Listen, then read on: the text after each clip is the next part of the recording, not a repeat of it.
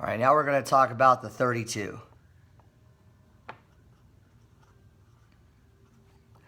So, why do we play the 32? We play the 30 to force a contested jump shot and get a rebound. We play the 32 to create turnovers and transition opportunities. But we play the 32 to create turnovers with little risk of getting beat with a layup. So I'm going to show you how we do that. So first and foremost, let's put some offense in. And I'll show you why we do this. Let's see, start like this.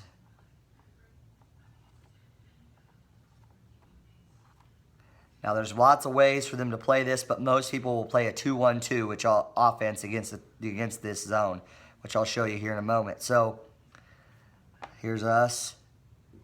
We're on the offensive right there, right there, right there, right there.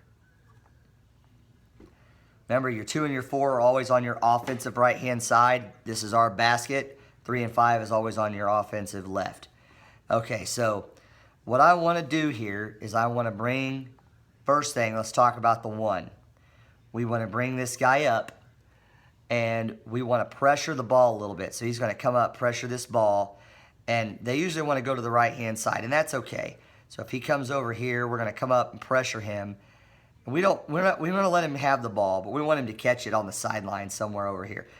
Obviously, we're not always going to get him to catch it all the way over here.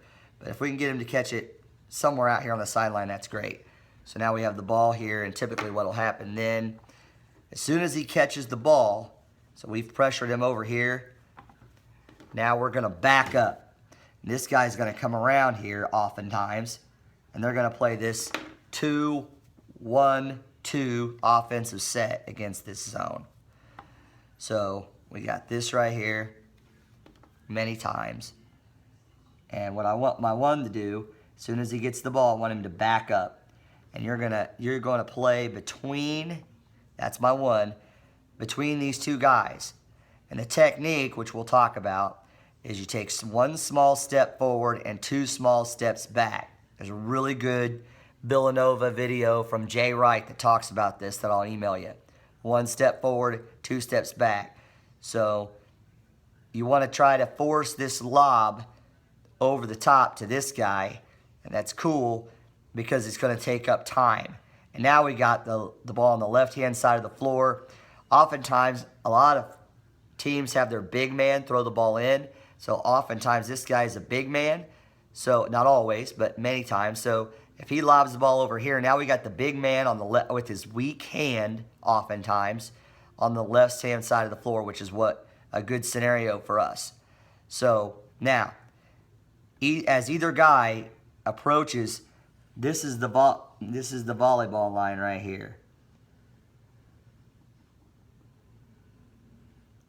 As either guy approaches that line, this 1 guy is going to try to stay between.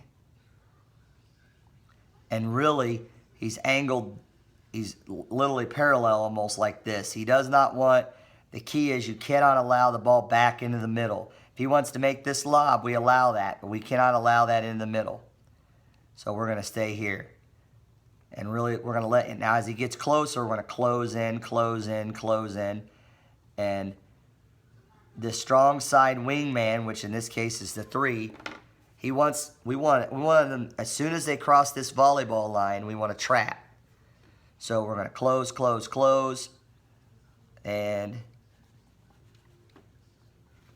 ideally, he's like right here. And now we've got a trap right here. Strong trap right here. Obviously, and if the ball gets swung over here, we're going to do the same thing on this side, which should be obvious. Now, the entire time, when the ball's away from you, you're always on the rim line. And you're finding the nearest man in the rim line. So the 2 is going to take away the middle. So, some of the rules. 1, no middle. Okay? So we're going to take away the middle. Same with the 4. The 4, in this case, when the ball's over here, the whole time, as soon as the ball got over here, he's right here. I'm okay. The opposite side back man cannot allow a deep pass. So if you need to back up a little bit, I'm fine with that. I don't want you much higher than the top of the key because then they can throw the pass over the top. The second rule is no ball side pass. So in this case, it's the 5. You're going to take away this pass. Now, I'm okay if he wants to bait him a little bit, like by staying here and anticipate and take that steal, but no ball side pass. So the biggest way we get beat on this, we get beat all the time, it drives me crazy, is we allow this ball, we fall asleep. Those days are over. We're not going to allow this ball side pass. So I don't care if you're baiting him or you're up there. I can live with either one. But we're going to allow passes back across the court. We're going to allow passes, or excuse me, backward or across court. No sideline, no middle. Okay? So the idea of this is hopefully we had, you know, this guy throwing this lob over the top of our 1. Maybe he threw it back, and now we're at 7 seconds. They're trying to get the ball across. As they're rushing it across here, we got strong traps right here, which we need to work on technique, which we will. But we're taking away the middle, taking away here, taking away the home run. This guy comes down here. It's going to be real hard for him to make that pass. This guy's looking into his eyes. It's going to be real hard for him to make that pass. And they start to panic then. Now, obviously, I don't have to show the other side. The ball's over here. You know, if your 4-man takes away the sideline, your 5-man takes away the deep, takes deep. Your 3-man will be taking the middle if the ball's over here. Now, suppose this man slides over here. Should the 2-man stay there on the rim line? No. Your job is to take away the middle. So you have to find the man that's nearest the middle. So you're going to take this man away if he's over here. Or if he sinks down here, you're going to come way down here. Don't just stand there. You got to come find this man. A lot of times they'll run a man right up this seam right here. And he's wide open. And then he's got a lane for a layup. Now, the brilliance of this defense, as Jay Wright explains it, is